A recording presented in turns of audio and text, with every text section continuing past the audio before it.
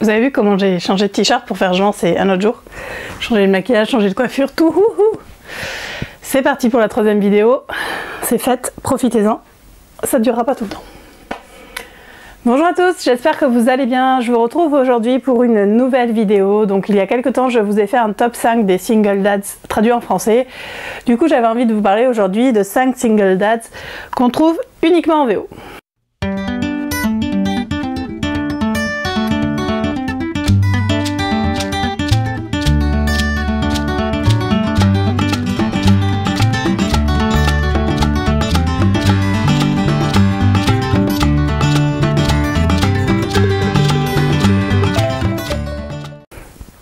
Je reviens pas sur le fait que j'adore les single dads, tout ça. Je vous mettrai de toute façon en barre d'infos le lien vers la vidéo précédente, donc avec des single dads traduits. Et là, j'ai décidé de vous parler de 5 romans qui ne sont que en anglais, ce qui est bien dommage. Le premier roman, c'est Who We Are de Nicola Haken. Alors, Nicola Haken est traduite, parce que c'est une fille, chez Amixem je crois, avec Brisé, et que j'avais beaucoup aimé, mais pour moi Who We Are c'est mon préféré de cet auteur. C'est l'histoire de Oliver qui est coiffeur le jour et drag queen le soir, la nuit. Il élève tout seul son petit frère qui s'appelle Tyler, et il va faire la rencontre de Sébastien qui est... je sais plus ce qu'il fait comme boulot, mais il est assez, voilà, assez tranquille quoi, il a un boulot pépère, enfin voilà, rien d'extravagant, et il va rencontrer Oliver et ils vont tomber amoureux et c'est juste superbe. J'aime beaucoup, ça traite de pas mal de thèmes et notamment le fait qu'en fait le côté drague est vraiment bien présenté. Alors c'est un des premiers romans qui m'a entraîné là-dedans. Au départ j'aimais pas trop les héros un peu trop féminins en fait et du coup maintenant j'aime beaucoup et celui-là est particulièrement beau, la plume de l'auteur est magnifique et je sais pas pourquoi il n'est pas traduit d'ailleurs parce que c'est mon préféré. Donc voilà, Who We Are de Nicola Haken qui est juste génial et la relation entre Oliver et Tyler est vraiment mignonne. Alors il est assez grand Tyler, il est ado, mais voilà, il élève tout seul son petit frère et c'est vraiment top.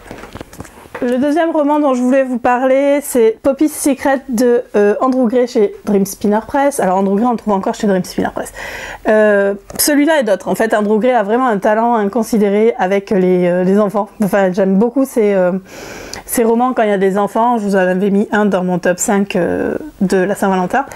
J'ai mis celui-là, mais je vous ai montré celui-là, mais j'aurais pu montrer n'importe lequel en fait. Et c'est simple, Andrew Gray, c'est toujours mignon, c'est jamais transcendant. Voilà, c'est des romances vraiment mignonnes, mais il écrit bien. Je trouve qu'il a une plume sympa. On est sûr qu'on va passer un bon moment et quand il y a des enfants particulièrement. Donc celui-ci, c'est l'histoire de Pat et Edge qui allait fonder une famille en fait et Edge a la trouille au dernier moment donc il se barre et il laisse Pat tout seul avec leur bébé. Donc il décide quand même d'aller jusqu'au bout de la procédure parce qu'ils ont une mère porteuse, d'avoir cette gamine et en fait 9 ans plus tard Edge revient. Donc il se rend compte qu'il a fait une connerie et il revient pour essayer de récupérer Pat et du coup Emma. J'aime pas trop les secondes chances mais celui-là est bien écrit, la gamine est mignonne et franchement j'ai passé un bon moment. Bon il est tout petit, hein, c'est un Dream Spun Desire mais moi j'ai passé un bon moment de lecture et comme vous dis Andrew Gray c'est toujours mignon donc Andrew Gray vous êtes tranquille quand il y a des gosses, même quand il y en a pas, enfin c'est une valeur sûre en romance. Alors là je vais vous parler d'un genre un peu différent, il s'agit du M-Preg. Alors le M-Preg c'est donc des hommes qui tombent enceints. Ouais. Alors il y a plusieurs styles de M-Preg. Moi, ceux que j'aime énormément, c'est ceux de Victoria Sue. Je trouve qu'elle écrit super bien les M-Preg. Donc, ce sont avec des... Alors, on est dans une société où il y a des alphas et des oméga, mais c'est pas des shifters, ils se transforment pas, c'est pas des loups-garous. C'est juste qu'un scientifique, je crois, qui... En fait, il y a une espèce de grosse guerre ou d'épidémie. Ouais, super. Je sais plus ce qui s'est passé, mais bon, bref, la moitié de la population est morte, les femmes survécues, bref. C'était super galère pour avoir des enfants, il n'y avait plus beaucoup de femmes. Et il y a un scientifique dont la femme est morte en mettant au monde le bébé en fait, je crois qu'il est mort d'ailleurs, enfin bref elle est morte. Et comme on a refusé de lui donner une autre femme, il a fait des manipulations génétiques et donc bref les mecs peuvent tomber enceintes. Donc ça s'est passé il y a plusieurs années et maintenant il leur reste encore des omégas, mais pas tant que ça et c'est très compliqué pour les omégas qui tombent enceintes, enfin leurs grossesses sont toujours à risque, bien entendu c'est une sous-classe, la classe dominante étant les alphas, bref. Et il y a toute une série comme ça de Is First, je crois que c'est le premier Is First Family, que j'ai énormément, non c'est pas le premier, et que j'ai énormément aimé, qui sont vraiment sympas, faut que j'achète les autres d'ailleurs parce qu'ils sont vraiment chouettes. Et oui c'est du MPREG, mais je trouve que ces MPREG sont vraiment très très bien écrits, les histoires sont super mignonnes. Là c'est l'histoire de Lorne qui... donc lui, il a élevé, en fait, quand les omégas, ils ont le droit d'avoir des enfants par un alpha, donc ils vivent dans la maison de l'alpha, et quand tes enfants ont 16 ans, je crois, ils doivent partir. Voilà, donc du coup, lui, il a élevé, non 15 ans, il a élevé 3 enfants, je crois, de son alpha, et il a dû partir, il s'est fait foutre à la porte, et en fait, il a plus rien dans sa vie, et il va rencontrer Jonathan, qui est médecin. Et je crois qu'ils ont une histoire d'une nuit et en fait Lorne se rend compte qu'il est enceinte de Jonathan. Donc bref, il se passe plein de choses à chaque fois. Alors la plupart du temps, c'est pas le bébé de l'alpha qui est dans l'oméga est enceint, mais c'est super mignon, il se lit super vite aussi, c'est chouette. Et lui en plus le pire c'est qu'il est enceint de triplé, alors donc c'est encore plus dangereux, enfin bref, c'est vraiment sympa, la série est chouette, donc je vous la conseille fortement.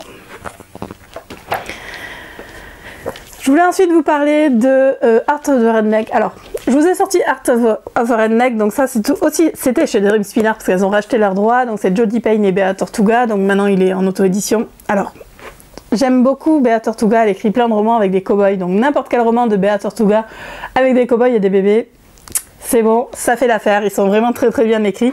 Celui-là, je l'avais énormément aimé, c'est l'histoire de Colby. Lui, je suis en train de lire en même temps, il travaille dans un ranch, et là en face, il y a Gordon qui est... Gordon, c'est le patron du ranch, je crois, et en fait, qu'est-ce qui se passe ? Ah oui, ils commencent à sortir ensemble et en fait la sœur de Gordon se suicide et lui laisse sa nièce qui a 5 ans et donc du coup ils se retrouvent à devoir vivre ensemble pour s'occuper de la gamine parce que Colby lui il vient d'une grande famille donc il sait s'occuper des enfants, donc voilà. Et franchement il est sympa. Je sais que je l'avais énormément aimé, comme un peu tous les romans de Béa Tortuga et Jodie Payne, particulièrement quand il y a des enfants. D'ailleurs j'en ai un de Béa Tortuga à lire que j'ai super hâte de lire, mais que je me garde précieusement parce que je sais que je vais le savourer. Donc celui-là n'est pas traduit, mais il est vraiment, vraiment sympa et j'avais beaucoup aimé. Le dernier roman dont je veux vous parler, il s'agit de... Alors c'est Sanctuary Found, c'est le tome 2 de la série Pelican Bay, c'est de Sloan Kennedy. C'est l'histoire de Maddox. Donc Maddox, on le voit dans le premier tome. Je ne sais plus qui c'est par rapport au personnage du premier tome, mais il va faire la rencontre de Isaac, et en fait Isaac élève seul son petit frère Newt qui a 5 ans je crois. Et Isaac il est... J'adore. Isaac c'est vraiment un personnage que j'aime beaucoup. C'est le premier personnage qui porte des... Non c'est pas le premier d'ailleurs. Mais c'est un des premiers personnages qui porte de la lingerie qui m'a plu et que j'ai beaucoup aimé, qui m'a fait encore une fois apprécier les personnages plus féminins. Il est hyper décidé et il galère en fait. Il se retrouve en panne devant le ranch des héros du premier dont j'ai bouffé le nom. Et en fait il va rester là parce que c'est l'hiver avec son petit frère qui est super mignon et... qui bien entendu va tomber sous le charme de Maddox qui est super grognon, enfin tout ce qu'on veut. Et c'est super mignon, et Newt appelle Maddox Mad, et je trouve ça super mignon, à chaque fois ça me fait sourire, enfin bref, il est vraiment très très bien, et Newt est un personnage que j'aime énormément, et Isaac et Maddox il y a une alchimie de dingue entre les deux, bref, Sloan Kennedy et les enfants, je vous en ai déjà parlé, c'est juste génial. Voilà, ce top 5 est maintenant terminé, j'espère qu'il vous a plu. Comme pour la partie VF, n'hésitez pas à me mettre en commentaire des titres auquel je n'aurais pas pensé, si vous avez lu certains, ce que vous en avez pensé, bref voilà, j'espère que ce top 5 vous a plu et vous aura donné envie de lire certains livres. C'était la 3e vidéo de la journée, c'est quand même énorme. On va essayer d'en tourner d'autres. À chaque fois je dis ça, mais je sais que je m'y tiens pas, mais bon, je vais essayer quand même d'être un petit peu plus régulière, même si là on en a pour 3 semaines. Je vous souhaite à tous et à toutes une très très bonne journée et je vous dis à bientôt pour de nouvelles vidéos. Salut!